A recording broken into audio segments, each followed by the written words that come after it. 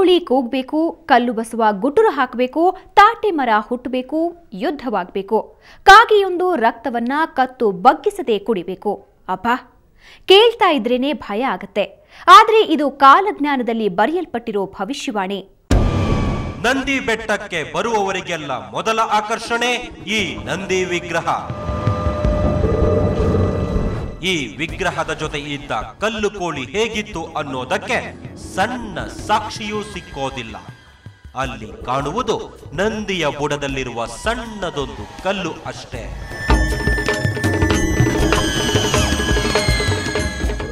ಹೀಗಾಗಿಯೇ ನಂದಿಯ ಜೊತೆ ಆ ಕಲ್ಲು ಕೋಳಿಯನ್ನು ನೋಡಿಕೊಂಡು ಹೋಗೋಣ ಅಂತ ಬಂದವರಿಗೆ ನಿರಾಸೆಯೋ ನಿರಾಸೆ.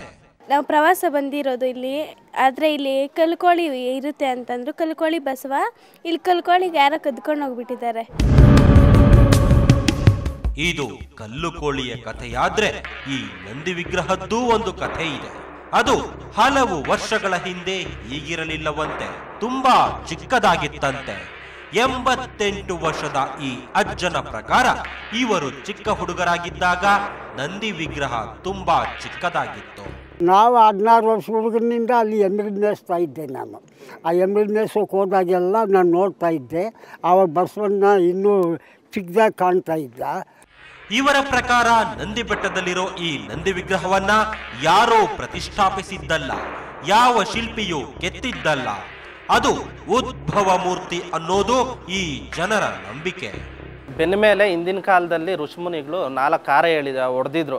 ಬೇಗ ಪ್ರಳಯ ಆಗೋದು ಬೇಡ ಅಂಥೇಳಿ ಹಿಂದಿನ ಕಾಲದಲ್ಲಿ ಹೊಡೆದಿದ್ದು, ದೇವ್ರ ಮೇಲೆ ಕೇಳಬಾರ್ದು ಅಂತಂತೇಳಿ.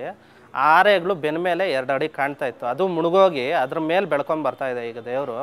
ಅದು ಏನೇ ಮಾಡಿದ್ರು ತಾತ್ಕಾಲಿಕವಾಗಿ ಆ ಕಾಲಕ್ಕೆ ಮಾಡಿದ್ದಾರೆ. ಪ್ರಳಯ ಆಗೋದಂತೂ ಸತ್ಯ. ಈ ಕಣಿವೆ ಬಸವಣ್ಣ ಬೆಳೆಯುತ್ತಲೇ ಇದೆ. ಮುಂದೊಂದು ದಿನ ಗುಟುರು ಹಾಕುತ್ತೆ. ಇದು ಇನ್ನೂ ದೊಡ್ಡದಾಗಿ ಬೆಳೆಯುತ್ತಿತ್ತು. ಆದರೆ ಯಾರೋ ಋಷಿಮುನಿಗಳು ಪ್ರಳಯವನ್ನ ಮುಂದೂಡುವ ಸಲುವಾಗಿ ಬಸವಣ್ಣನ ಬೆನ್ನ ಮೇಲೆ ಹಾರೆಯಿಂದ 4 ಬಾರಿ ಹೊಡೆದಿದ್ದರಂತೆ.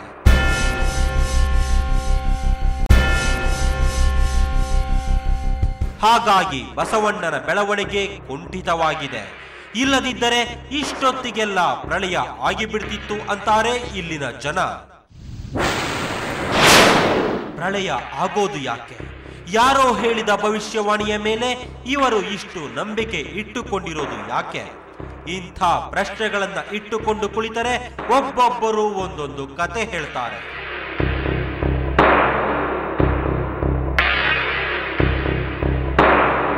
ನಂದಿ ಬೆಟ್ಟ ಸುತ್ತು ಸರಿ ಅನ್ನ ಚೆಲ್ಲಾಡುತ್ತೈತೆ ಅಂತಂದು ಹೇಳಿದ್ರು.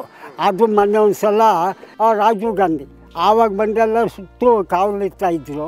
ಈ ಪೊಲೀಸ್ ಹೋದ್ನೆಲ್ಲ ಇವ್ರಿಗೆಲ್ಲನೂ ಊಟಗಳು ತಗೊಂಡೋಗಿ ಸುತ್ತು ಕೊಡ್ತಿದ್ರು.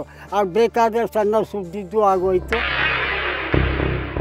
ಇಂಥ ಕತೆಗಳು ಇವರ ಹತ್ತಿರ ನೂರಾರಿವೆ. ವಿಧವೆಯರು ಸಾಮಾನ್ಯ ಮಹಿಳೆಯರಂತೆ ಬದುಕುತ್ತಾರೆ ಅಂದಿದ್ರು. ಅದು ಈಗ ನಿಜವಾಗಿದೆ. ಈಗ ವಿಧವೆಯರು ಗೃಹಿಣಿಯಂತೆಯೇ ಇರುತ್ತಾರೆ, ಮಕ್ಕಳನ್ನು ಹೆರುತ್ತಾರೆ. ಅದೆಲ್ಲವನ್ನೂ ಕಾಲಜ್ಞಾನದಲ್ಲಿ ಬರೆಯಲಾಗಿದೆ. ಹಾಗೆ ಬರೆದಿದ್ದೆಲ್ಲವೂ ನಿಜವಾಗಿದೆ ಎನ್ನುತ್ತಾರೆ. ಹೆಂಗಸರೆಲ್ಲ ಮುತ್ತೈದರಾಗಿದ್ರೆ ಇರ್ತದ. ಹೀಗೆ ಜನರಲ್ಲಿ ಇಷ್ಟೆಲ್ಲ ನಂಬಿಕೆ ಹುಟ್ಟಿಸಿರೋ ಆ ಕಾಲಜ್ಞಾನ ಕೃತಿ ಬರೆದಿರುವ ಆ ಮಹಾಮುನಿ ಯಾರು ಅನ್ನೋ ಕುತೂಹಲ ಎಲ್ಲರಿಗೂ ಹುಟ್ಟೇ ಹುಟ್ಟುತ್ತೆ. ಅವರು ಮೊದಲೇ ಹೇಳಿದಂತೆ ವೀರಬ್ರಹ್ಮೇಂದ್ರ ಸ್ವಾಮಿ 800 ವರ್ಷಗಳ ಹಿಂದೆ ಬದುಕಿದ್ದ ಋಷಿ.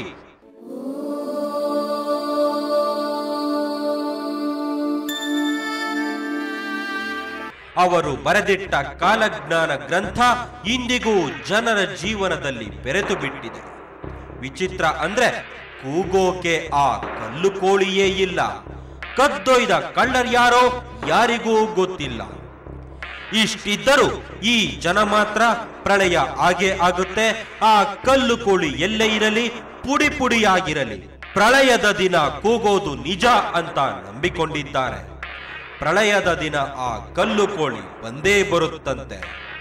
ಇಷ್ಟಕ್ಕೂ ಪ್ರಳಯ ಹೇಗಿರುತ್ತೆ ಅನ್ನೋ ವರ್ಣನೆ ಕೇಳಿದರೆ ಭಯ ಹುಟ್ಟುತ್ತೆ. ಅವ್ರು ಕಲ್ಸ್ಕೊಂಡು ಹೋದ್ರು ದೇಕ್ಲು ಆ ಟೈಮ್ಗೆ ಅದು ರಂಕ್ಲು ಹಾಕ್ಲೇ ಆಗ್ತದೆ. ತಾಟ್ಮ ಹುಟ್ಟಿ ಇಲ್ಲಿ ರಕ್ತ ಕೋಡಿ ಆದಂಗೆ ಕಾಗೆ ಕುತ್ಕೊಂಡು ತಲೆ ಬಗ್ಸ್ತೀವ ಕುಡಿಯೋಷ್ಟು ರಕ್ತ ಓಡ್ತದೆ ಅಂತ. ಪ್ರಳಯ ಆಗೋದಂತೂ ಸತ್ಯ. ಭಕ್ತರು ಹೀಗೆ ಹೇಳ್ತಾ ಹೋದಾಗ ಎಂಥವರಿಗೂ ಒಂದು ಸಣ್ಣ ಭಯ ಹುಟ್ಟಲೇಬೇಕು. ಹಾಗಾಗಿಯೇ ನಾವು ಆ ಕಾಲಜ್ಞಾನವನ್ನೇ ನೋಡೋಣ ಅನ್ನೋ ಪ್ರಯತ್ನ ಮಾಡಿದ್ವಿ.